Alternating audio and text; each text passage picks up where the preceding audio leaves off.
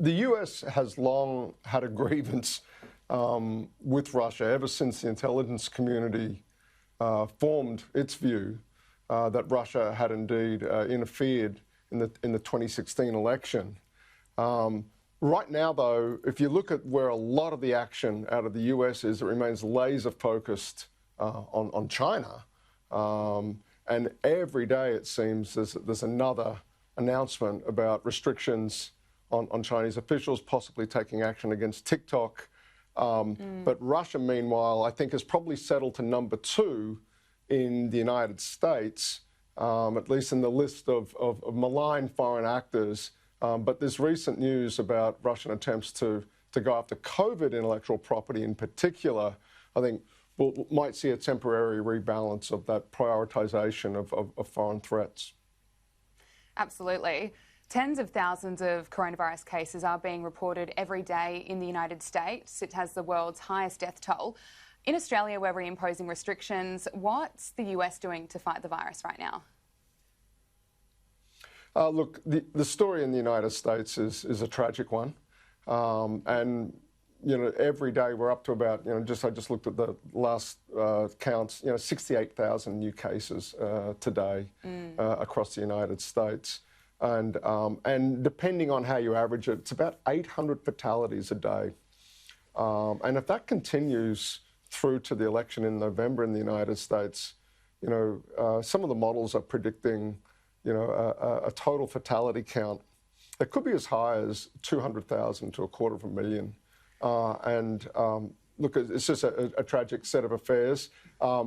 States that opened are now closing down again. And even states that we thought were doing a pretty good job, like California originally had a very good story to tell about its management of the pandemic.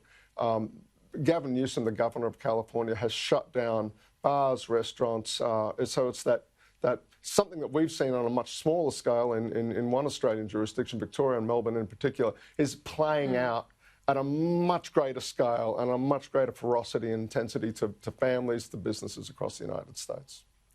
And while this is all going on, top US infectious disease expert Anthony Fauci has called on the White House to stop playing political games after the White House briefed reporters about mistakes he made at the very start of the pandemic. What do you make of all of that? Well, it's a remarkable set of affairs, isn't it? I mean, you've got Anthony Fauci with a long, distinguished history in leading US public health efforts, going right back to the AIDS outbreak, the first time AIDS came into our consciousness in the 80s. He's been at the center of US policy and scientific research on dealing with pandemics ever since. And just in the last week or so, there's been a lot of background briefing against Fauci coming out of the White House. And then a spectacularly brazen op-ed column by Peter Navarro, whose day job is trade policy, and in particular China policy, wrote an op-ed in the USA Today going right after Anthony Fauci. And you've got this, frankly ridiculous situation, in my view, where you've got the chief medical officer, in effect, of the United States having to run a counter-narrative defending himself in online, in podcasts, in interviews away from mainstream media against these attacks he's getting that apparently may be coordinated or may not be coordinated from the very administration he's charged with serving. And look, I just keep coming back to the contrast with what we see in Australia. Across Australia, it's political leaders and medical leaders largely, 95% of the time, shoulder to shoulder in terms of how they're reacting to the crisis. And it's just emblematic, I think, of the way the United States has just not responded to this crisis through its governing institutions in a particularly effective way. It's unbelievable. So what is the latest with the election coming up in November? Kanye West says that he's no longer going to be running for president, so it appears Joe Biden is leading ahead of Trump.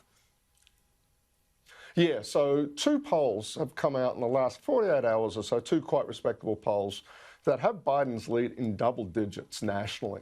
And when you average over all the polls, you end up with Biden leading Trump nationally, and that's an important caveat, by about 9 points. Now, Wow. there is no historical precedent for this at the moment. The last time an incumbent president running for re-election trailed in the polls at this point in the cycle, you've got to go all the way back to George Herbert Walker Bush against Bill Clinton in 1992, which Bill Clinton went on to win.